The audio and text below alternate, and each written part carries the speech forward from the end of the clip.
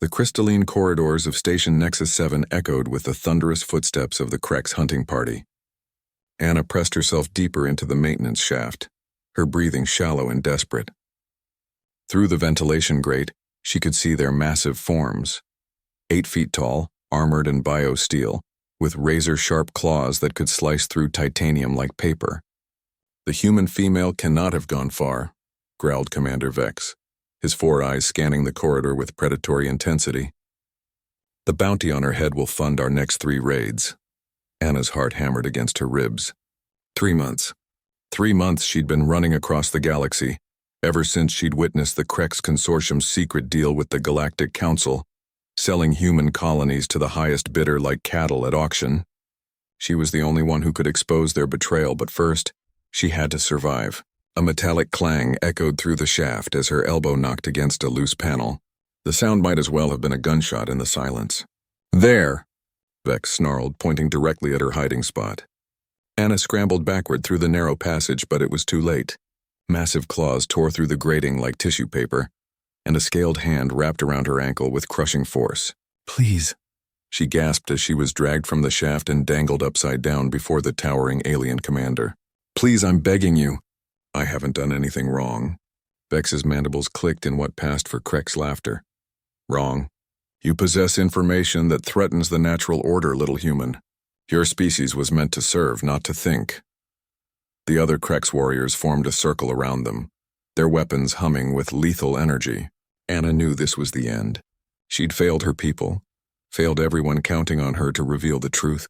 That's when she heard it, a low, rumbling voice from the shadows. "Put her down." The Krex spun toward the sound, and Anna's eyes widened as a figure stepped into the light. He was human, tall and lean, with dark hair and the kind of quiet confidence that made the air itself seem to hold its breath. What made Anna's heart skip wasn't his appearance, though. It was the way he moved, like gravity itself bent to accommodate him. "Zia Rahman," Vex hissed, recognizing the man immediately. "The ghost of Kepler Station. We heard you were dead." Zia's lips curved in a cold smile. "Greatly exaggerated." His dark eyes fixed on Anna, still dangling from Vex's grip. "I said put her down." 1 human against 6 Krex warriors? Vex's laugh was like grinding metal. "Even you aren't that foolish, Rahman. 6? Zia tilted his head, genuinely curious. "I count 5.5. Before anyone could react, the corridor erupted into chaos. Zia moved with inhuman speed, not because he was enhanced or modified, but because he was human. And humans had something the galaxy had forgotten about: the ability to think 3 moves ahead while everyone else was still processing the first. The first Krex warrior found himself on the ground before he realized Zia had even moved. The second managed to raise his weapon before a thrown piece of debris, a simple maintenance tool, struck him in exactly the right spot to short-circuit his armor's power core. Anna watched in stunned amazement as this human, this ordinary-looking man, systematically dismantled 6 of the galaxy's most feared predators using nothing but ingenuity, momentum, and an understanding of physics that bordered on the supernatural. When Vex finally released Anna to focus on the threat, Zia caught her before she hit the ground. For a moment their eyes met, and Anna saw something there that made her breath catch, not just intelligence but compassion. Raw, undiluted human empathy that the rest of the galaxy had tried so hard to breed out of existence. "You okay?" he asked softly, even as he calculated angles and trajectories for dealing with the remaining Krex. "How are you doing this?" Anna whispered. Zia smiled. Really smiled this time, warm and genuine. "We're human," he said simply. "We don't just survive. We improvise." The last 2 Krex rushed them simultaneously. Zia pushed Anna behind a support beam and did something that defied every tactical manual in the galaxy. He charged directly at them, empty-handed. What followed wasn't a fight. It was a physics lesson.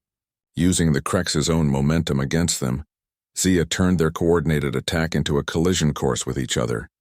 A redirected claw strike meant for his throat instead tore through his opponent's armor. A weapon fired in rage hit a power coupling, plunging the section into darkness, but humans, Anna remembered with a surge of pride, had evolved as persistence hunters.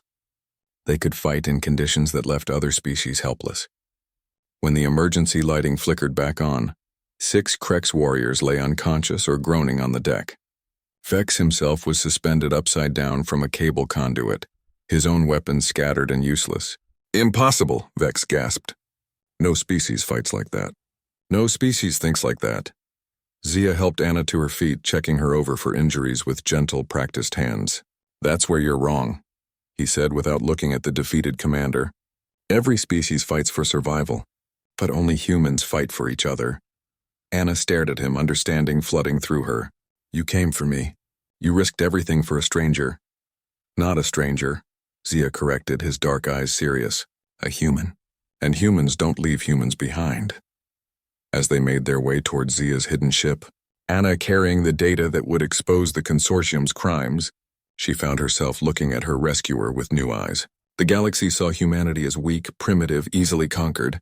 They measured strength in claws and fangs and energy weapons. They had forgotten that the most dangerous predator wasn't the one with the biggest teeth.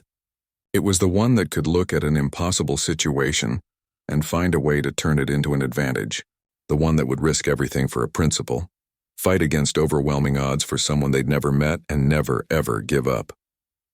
"The galaxy's going to learn something today," Anna said as their ship broke free of the station's docking clamps. Zia nodded, his hands steady on the controls. "Yeah, they're going to learn what happens when you underestimate the power of humans who refuse to quit."